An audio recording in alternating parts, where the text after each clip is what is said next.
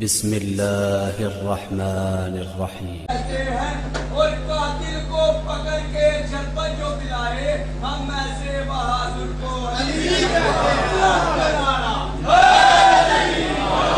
ہر ایک کو جواب نہ دو میرے بچوں، جوانوں میں آپ سے بات کر رہا ہوں، ہر ایک کو جواب نہ دیں، جو اس قابل ہو کہ اس سے بات کی جائے اسے جواب دیں۔ اب جو چاہے جو بول دے، مثلا اگر ساری دنیا کے لوگ مل کر بول دیں کہ اللہ نہیں ہے تو ہم ان کو ان کا کیا کریں؟ نہیں مان رہا کوئی، نہیں مان رہا۔ یہ ساری دنیا کے لوگ اگر مل کر کہیں کہ علی ولی نہیں ہے تو کیا ان کے کہنے سے علی ولی نہیں رہیں گے؟ ساری دنیا کے لوگ اگر کہہ دیں ابو طالب نے کلمہ نہیں پڑھا تو انہیں کہنے دیجئے، ہم تو وہ دیکھیں گے جو اللہ نے بولا ہے۔ اللہ نے کیا کہا ہے، اللہ نے حضرت ابو طالب کی عظمت کو کیا بیان کیا ہے۔ توجہ، میں ایک بات کر رہا تھا، اسے بہتر کرنے کی کوشش کر رہا ہوں کہ ہم کھاتے کس کا ہیں۔ یہ ہم جن کا کھاتے ہیں نا، ان کے بارے میں ایک دلیل دینے جا رہا ہوں۔ سورہ مبارکہ انفال آیت نمبر 74، توجہ۔ دنیا کہتی ہے کہ حضرت ابو طالب نے کلمہ نہیں پڑھا، انہیں بولنے دیجئے۔ اور قرآن کیا کہتا ہے؟ قرآن کہتا ہے وَالَّذِينَ آوَوْا وَنَصَرُوا أُولَئِكَ هُمُ الْمُؤْمِنُونَ حَقًّا، جنہوں نے میرے نبی کو پناہ دی، جنہوں نے میرے نبی کی مدد کی، وہی واقعی مومن ہے۔ میں نہیں پڑھ سکوں گا، میں پھر نہیں پڑھ سکوں گا، نہیں چلائیں گے تو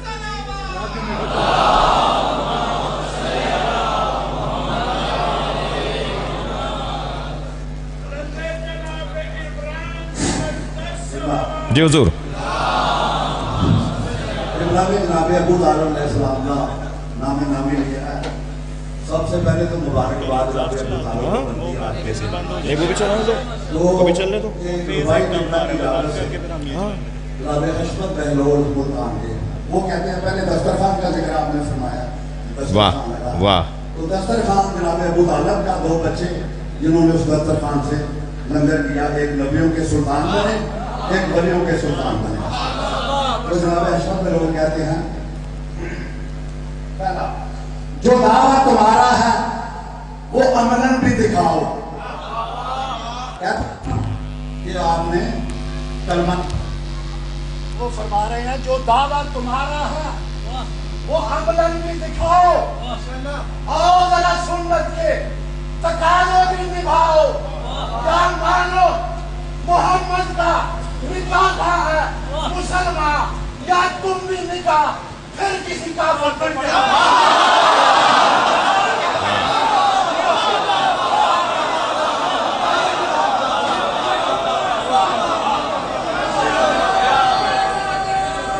آپ بھی بیٹھ جائیں۔ میرے عمران کا آنگن زمانے سے نرالا ہے، میرے عمران کا آنگن زمانے سے نرالا ہے، نبوت اور امامت کا اسی گھر سے اجالا ہے، نبوت اور امامت کا اسی گھر سے اجالا ہے۔ کیا مانو محمد کا نکاح ہے مسلمان، نبوت اور امامت کا اسی گھر سے اجالا۔ شیر نبی صلی اللہ علیہ وسلم کو لگیا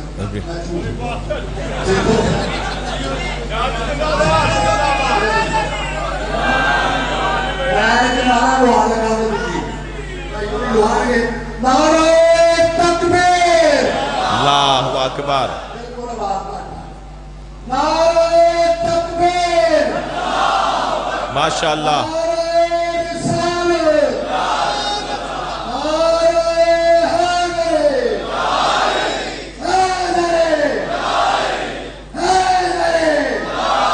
ماشاءاللہ۔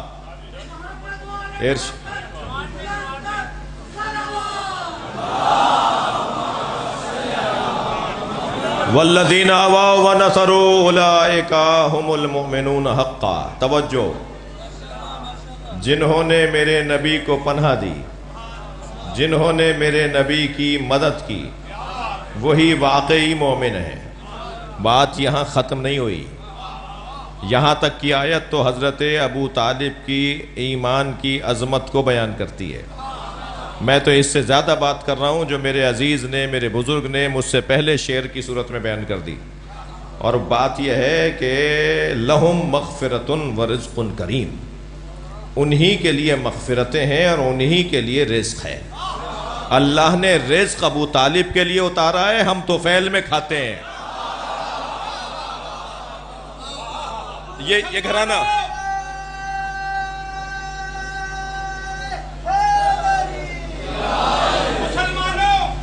کبھی موقع ملے تو غور فرمانا، جہاں پہ شرک تھا، بت تھے، وہاں آخر فضا کیا تھی؟ ارے رسولوں پر تو واجب ہے کہ وہ طیب رزق کھائے، ابو طالب جو کافر تھے محمد کی غذا کیا تھی؟ لَن يَجْعَلَ اللَّهُ الْكَافِرِينَ عَلَى الْمُؤْمِنِينَ سَبِيلًا، اللہ نے عام مومن کو یہ عظمت عطا کی ہے کہ اس پر کافر حاکم نہیں ہو سکتا۔ اللہ نے آپ کو، جو بھی مومن ہو جائے، اللہ نے عام مومن کو یہ مقام اور عظمت عطا کی ہے کہ اس پہ کافر حاکم نہیں ہو سکتا۔ تو مانو کہ حضرت فاطمہ بنت اسد کا کردار اور ایمان اور ابو طالب کا ان پہ حاکم ہونا، یہ خود دلیل ہے کہ وہ بھی ایمان کے درجے پر فائز ہیں اور ابو طالب کا ایمان بھی اعلیٰ ترین ہے۔ اور اس درجے کا ایمان حضرت ابو طالب کا کہ مولا علی فرماتے ہیں کہ اگر ساری کائنات کے مومنوں کا ایمان ترازو کے ایک پلڑے میں رکھ دیا جائے، مولا علی کا جملہ ہے، اور میرے بابا ابو طالب کا ایمان ترازو کے دوسرے پلڑے میں رکھ دیا جائے، ساری دنیا کے مومنوں سے بھاری ایمان میرے باپ ابو طالب کا ہے۔ صلوات پڑھیں محمد و آل محمد۔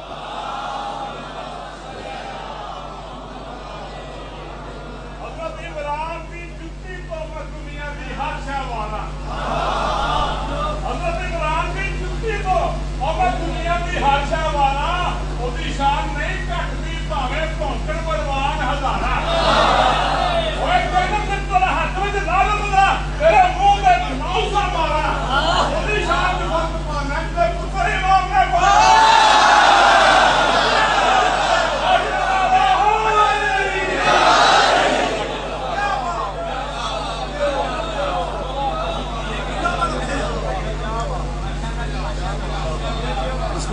اللہ کیا ہے یہ علی بتائیں گے، سرکار کیسے ہیں اور کیا صفات ہے نبی کی وہ مولا علی بتائیں گے۔ تھکے نہیں بیٹھیں، اب فضا بہتر ہو گئی ہے، تھکے نہیں بیٹھیں تو جملہ کہوں، ہمیں نزولی اور صعودی ترتیب سمجھنے کی ضرورت ہے۔ توجہ چاہوں گا، کچھ کہنے جا رہا ہوں۔ اگر ہمیں نزولی ترتیب کی طرف توجہ کرنا ہو تو اللہ بلا اشارہ، اللہ، رسول اللہ، علی۔ پچھلے دنوں ایک کلام کہنے کی توفیق ہوئی، کچھ شعر بھی کہہ لیتا ہوں تھوڑا بہت، تو اس مطلب کا شعر میرے کلام کے اندر ہے تو وہ میں سنا رہا ہوں۔ عرض کیا تھا کہ غدیر خم کے سفر میں سراب کوئی نہیں۔ بھائی تھوڑا توجہ بڑھائیں گے۔ ہر سفر میں، ہر راستے میں آپ کو سراب نظر آتا ہے، قریب جاتے ہیں تو پانی نہیں ہوتا، خشکی ہوتی ہے، تو ہر سفر میں کہیں نہ کہیں دھوکہ نظر آتا ہے، مگر غدیر کا جو سفر ہے نا اس میں کوئی دھوکہ نہیں ہے۔ عرض کر رہا ہوں کہ غدیر خم کے سفر میں سراب کوئی نہیں، خدا، نبی کا، علی کا جواب کوئی نہیں۔ جی بھائی، سیالکوٹ کے مومنین شعر سننے کے عادی ہیں، شعر کہنے کے عادی ہیں، پرانا شہر ہے۔ خدا، نبی کا، علی کا جواب کوئی نہیں، ہزار ذرے مگر آفتاب کوئی نہیں۔ بہت شکریہ، توجہات۔ ہزار ذرے مگر آفتاب کوئی نہیں، تو آپ سب ہیں مگر بو تو آپ کوئی۔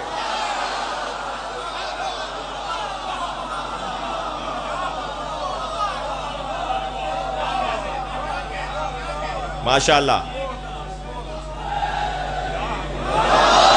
اور جس ایک شعر کی خاطر میں نے آپ کو زحمت دی، وہ شعر یہ کہ خدا کے بعد نبی۔ تشیع کا عقیدہ سنا رہا ہوں، یہ ممبر تشیع کا ممبر ہے۔ خدا کے بعد نبی اور نبی کے بعد علی، خدا کے بعد نبی اور نبی کے بعد علی، اس ایک بات سے روشن کتاب کوئی نہیں۔ اور اگر ایک اور شعر بھی سن لیں، حقیقتاً ابو طالب کے لاڈلے کے سوا، بھئی ایسے نہیں، حقیقتاً ابو طالب کے لاڈلے کے سوا نہیں ہے مثل رسالت معاب کوئی نہیں۔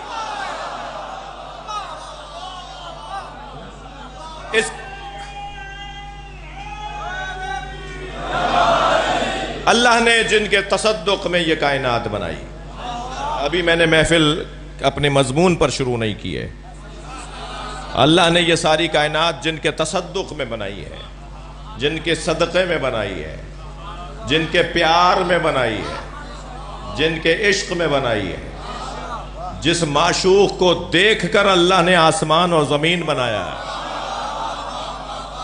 ان 5 معشوقوں میں ایک کو علی کہتے ہیں،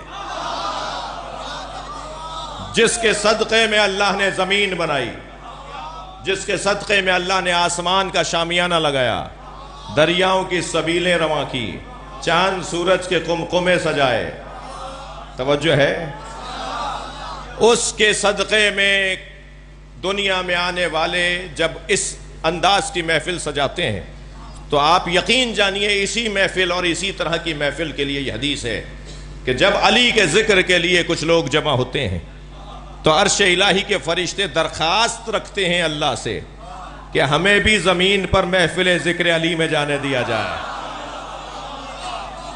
اور جب یہ فرشتے واپس لوٹتے ہیں کہ جنہیں اجازت ملتی ہے تو رہ جانے والے فرشتے کہتے ہیں کہ تمہارے اندر سے ایسی خوشبو آ رہی ہے جو آج تک ہم نے سونگھی نہیں ہے۔ وہ جواب دیتے ہیں محفل ذکر علی سے ہو کر آ رہے ہیں۔ وہ کہتے ہیں ہمیں بھی لے جاؤ، کہ محفل ختم ہو گئی، انہم متفرقون، وہ اپنے گھروں کو چلے گئے، کہتے ہیں ہمیں لے جاؤ، ہم اس زمین سے اپنے پروں کو مس کر کے آئیں گے، جس زمین پر علی والے بیٹھے تھے۔ ان سارے فضائل کو اگر جو علی والوں کے فضائل ہیں اگر انہیں کبھی پڑھا جائے تو عزیزان گرامی ان فضائل کو پڑھنے اور سننے کے بعد ایک بات کا تو اندازہ ہوتا ہے کہ یہ چھوٹی چھوٹی تکلیفیں علی والوں کے لیے تکلیفیں نہیں ہیں۔ ایک صاحب کہنے لگے مولانا سیالکوٹ میں 2 گھنٹے جلوس ہمارا زیادہ چلا، FIR کٹ گئی ہے۔ تو میں نے کہا کیا سوچ رہے ہو؟ کہنے لگے خالہ رہتی ہیں کا ماحول ازائی ہوگا، امام بارگاہوں میں کالے پرچم، کالا رنگ، کالے کپڑے اور علم سجیں گے، تیاری کیجئے، اگر خدا نہ خواستہ کبھی کوئی ایسا ہو جائے کہ FIR کسی اس بات پر کر جائے کہ مولا علی کے فضائل پڑھے تھے، علی کے کھلے دشمن کو برا بولا تھا،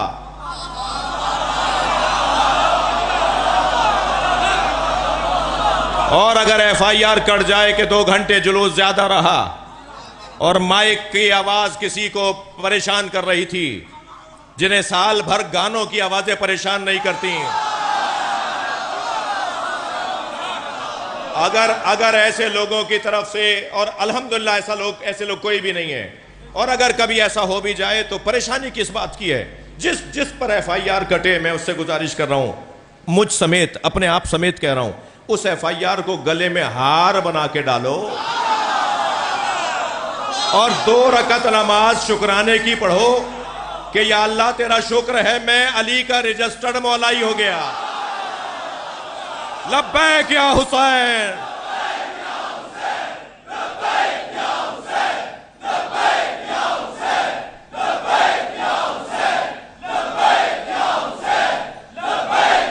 بلند تر صلوات۔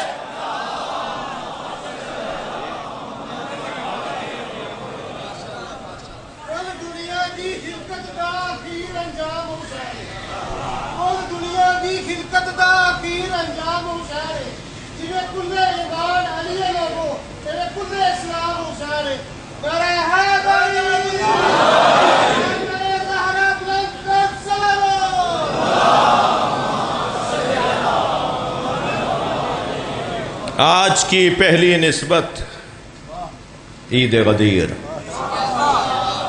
اور آج کی شب ہے مولا علی اور جناب زہرا کی شادی۔ جی عقد ہوا تھا بیوی کا پہلی ذی الحج اور 19 ذی الحج رخصتی ہے مولا جناب زہرا کی، لہذا دوسری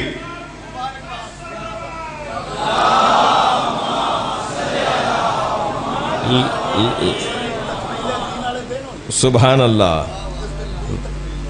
شب رخصتی جناب زہرا، نبی کی بیٹی نبوت سے امامت کا سفر کر رہی ہے۔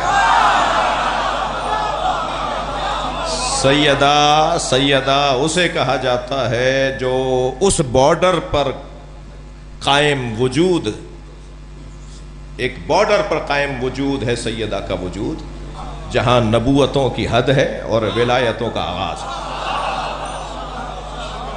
جو نبوتوں سے ذمہ داریاں لے اور امامتوں کے حوالے کرے۔